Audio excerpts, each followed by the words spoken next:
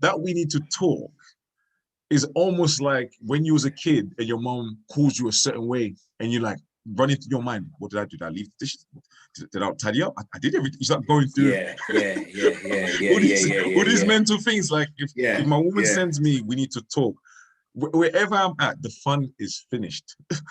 Whatever fun I'm having is come to a standstill. Body, that text can make a grown man's body go limp. Like it lose a certain level of energy, can just leave the body.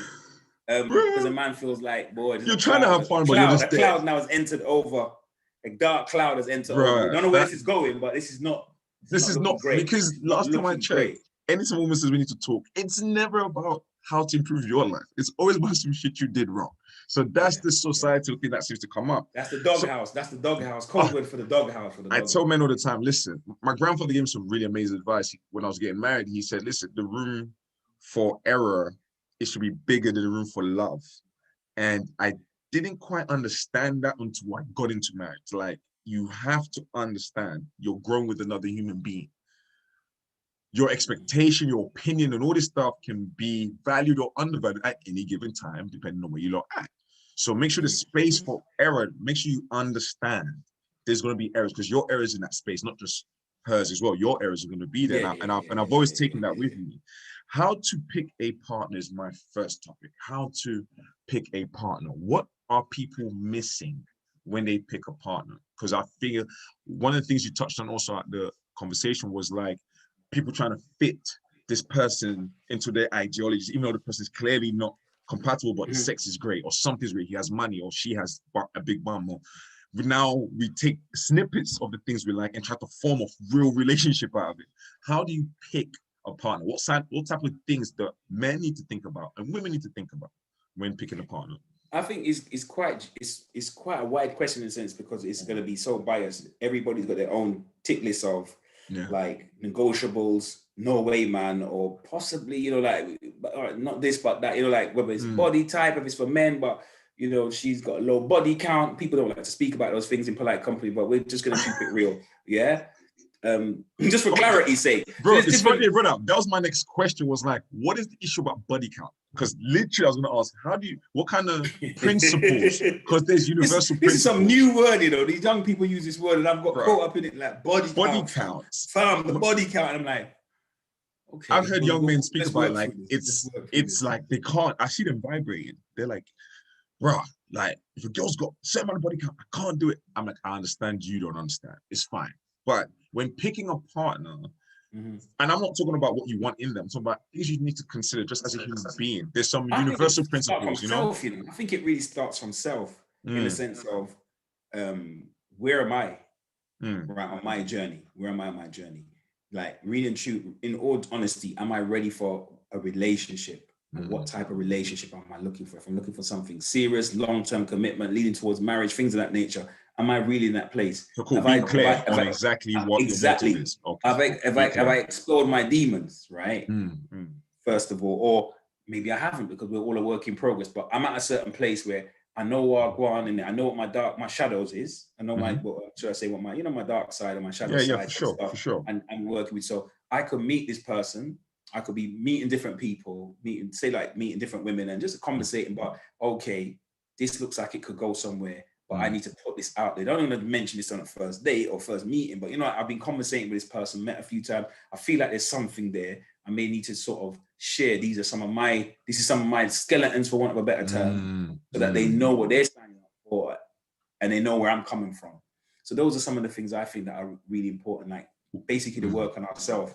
And the other thing is, are we intentional, right, about wanting a relationship, wanting love, wanting the commitment, wanting that person? Because we can be very guarded, right? And where some of us, sometimes men and women, can be kind of guilty of, because of our guardedness, we're not honest with ourselves. We really want love, right? But what we're going to do is get into a whole hookup culture and I'm not looking for that serious, but deep down kind of hoping maybe I can kind of, stumble into something that this one ends up lingering. Yeah, and we just chemistry. No, you got to be real with yourself. Do you know what I mean?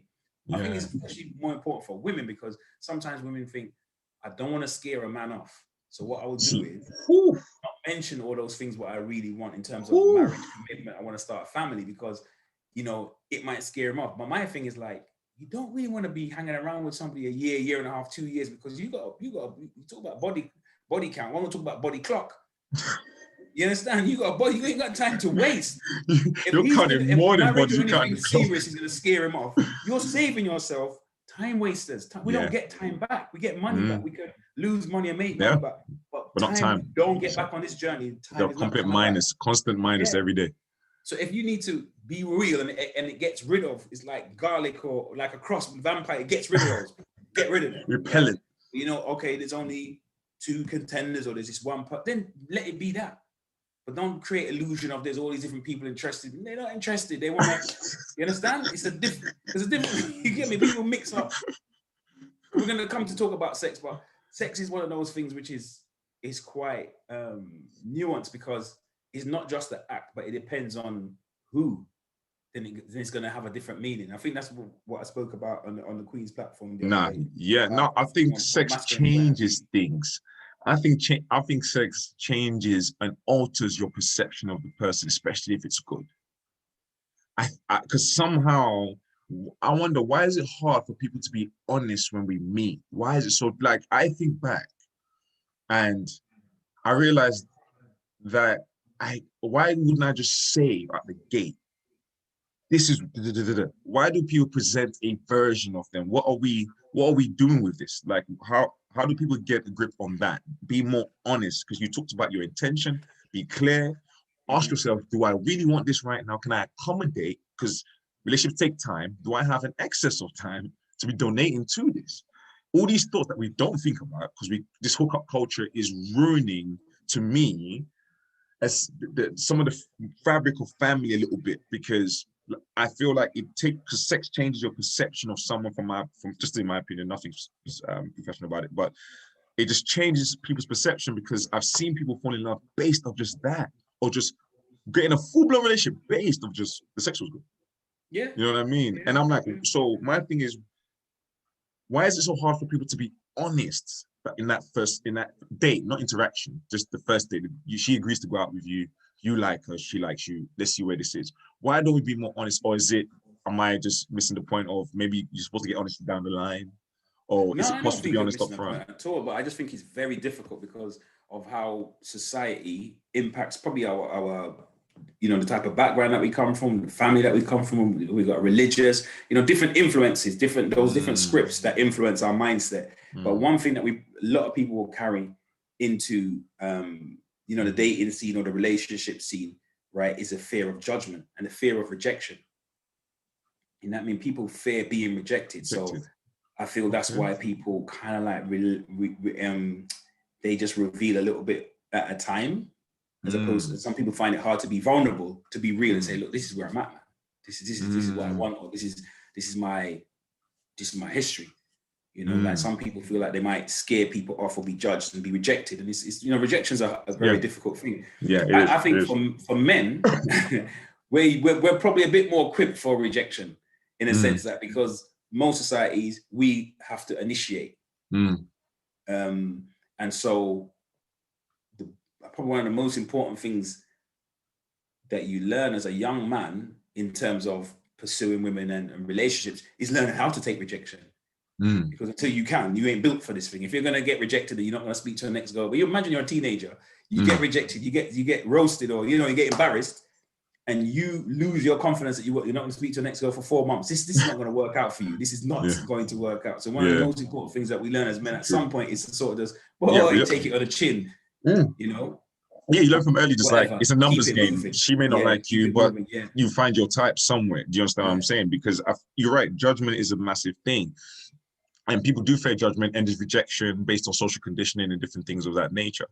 But the next thing I was going to ask is love language.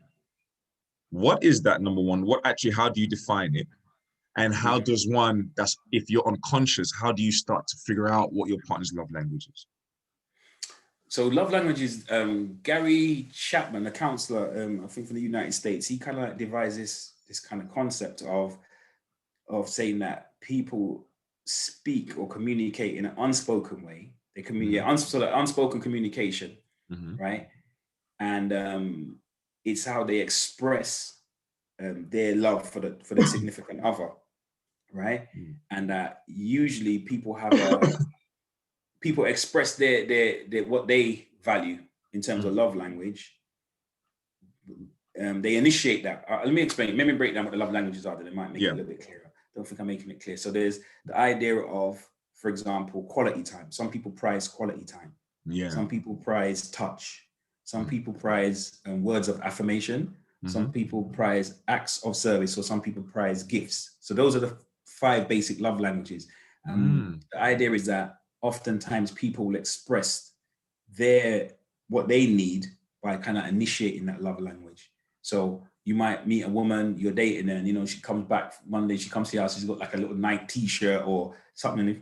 You know, I'm not really, because you're not fussed about gifts, but every time she comes, she always brings you some little drink, some Lucozade, because like possibly her love language is gifts. So you need to switch on. Okay, so she's telling you by doing it. Yeah, not intentionally, but it's just the way she's expressing. So, you know, hey, homie, that would work for her. You know what I mean? He's not necessarily going to buy her a diamond, but maybe when you go to a house, carry a rose one, a rose, buy a bunch of, carry one every time, man. Carry one every little things. Little things. Yeah, that add up. It's true. No, you're right. I think with love language, when I was reading that book, I was like a whole world opened up to me. Like a whole world, because I didn't understand it. I just thought, you know, you like what you like, I like what I like, but I didn't realize that being able to hone in on that love language is super useful. It strengthens the relationship in so many ways, because this is when women turn around and say to men, so men listening, if when a woman turns around to say, oh, you don't really care, you're thinking, oh, bro, what's she talking about?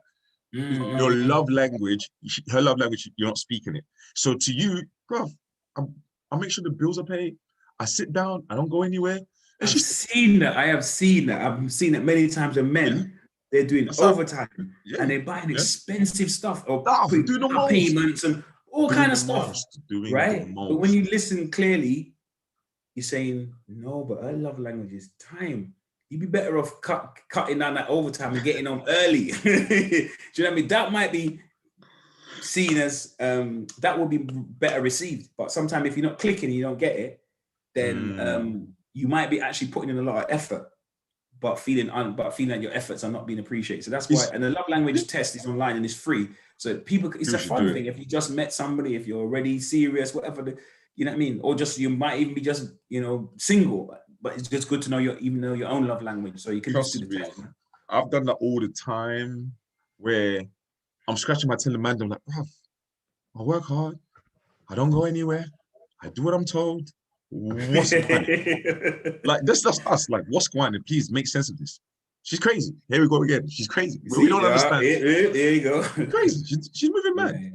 Madam, we're all trying to figure it out. We're all freaking have no experience. We're just figuring out like, bro, this is mad, bro. You know what happened to me the other day? And because we don't understand it, but it was the love language conversation. When we finally had it, we're like, oh my God. Everyone just sitting there like, oh, you know what I mean? Just little understanding her act of service or quality time. And you know what I mean? Or some man feel like, I spend mad time with you, she doesn't appreciate. It's not her love language, my dude. She appreciates when you buy gifts. Do you understand what I'm saying? You're always coming empty-handed, but you're spending time and So learning that love language was definitely a game changer. You know what I'm saying? That was definitely a game changer for me. And when men get into that space, I wonder if apart from just the love language side of things, why do you think relationships start to, when two people love each other, you know people love each other, you know, you've been around and you know that these people love each other. Where do you think things start to deteriorate between people? What kind of things, habits, or things we neglect or things we stop doing? Because people will say, oh, that person changed. I'm like, you must have known. She'd be like, no, I didn't know, bro. This is new. How does it all play out? How does it all make sense? Because that's one of the things that was just to baffle us. Like, what starts to go wrong apart from the obvious? People say, oh, well, you stop caring, but you love someone. What makes someone that loves someone stop doing the things or being present in a certain way? Like, because you still love the person. If you say you stop loving the person, that's different. But I'm trying to understand, how do you say you love someone and you actually put the effort in, but somehow you've maybe backslide? And we're trying to explore, like, how does love and constantly making the wrong decisions fall in place? We thought love was the only thing we needed. That's what we were taught by Hollywood, right? So people often use this cliche about communication, But sometimes people are talking all the time, but I think what it is that they lose connection.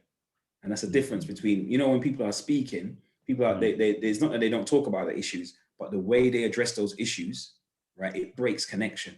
So say, for example, there's 4 pivotal things that really are destructive in a relationship, right? In terms of when people are communicating. It's criticism, right? When you actually criticize that person, people don't take criticism good.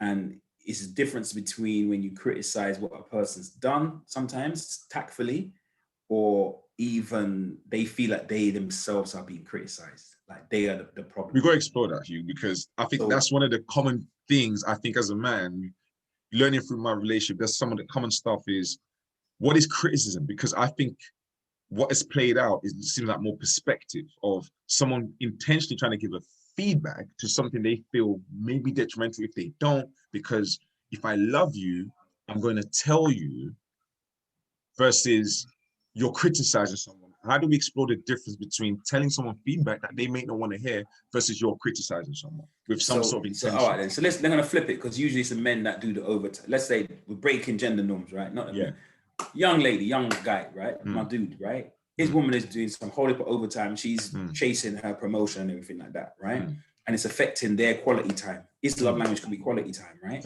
Right. Now it's different if he says to her, "Do you know something? You've been like doing overtime. Look, Thursday night you worked late. You worked on Saturday when you didn't have to, right? You're kind of selfish, When I think about it, you're selfish, That's different from when he says to her, "Do you know that I used to like it when you used to come home early, and we even though we're both busy, that we would set aside these particular times to do these certain romantic, their rituals, whatever it is." And he would name out the goals kind of things I like, so we get to go cinema and come back and like. It's different from when he says names what she's done, what he doesn't like, and calls her selfish. So it's kind of like she feels criticized now. How's she going to react to that? Yeah. So then there's a chance, when he says, "I like when we do those," if he takes a second approach, she might be open to say, "Do you know, I've kind of been aware of that." She's open to kind of like process. I have been spending a lot of time away. How it's going to affect us. And look, I need you to understand, I really want this promotion. I've been working for it, but they can kind of negotiate and get an understanding, innit? But if he comes at her the first way where you're selfish, point his finger in her face, she's going to get defensive. Yeah. So she's not open to no criticism, no analysis, no self-exploration. That's it. You're attacking me. And when we feel attacked, we kind of retaliate. Bit of a human, is that a natural? Is it a natural thing? Is retaliation a natural thing? Yeah. Okay. Because it does happen without thought. I don't know. When I mean natural in the sense like, we kind of like socialize into that. That's normal. That is normal. Okay. That takes a lot of a level of, I don't know, patience, self-confidence, not even self-confidence, but like patience and self-awareness, where even if you're attacked, you can be kind of calm. You have to be in the right headspace as well. Because even many of us that have like done a whole set of work on self-awareness and all manner of things, depending on depending on what day of the week or what mood you're in, you get kind of caught off guard.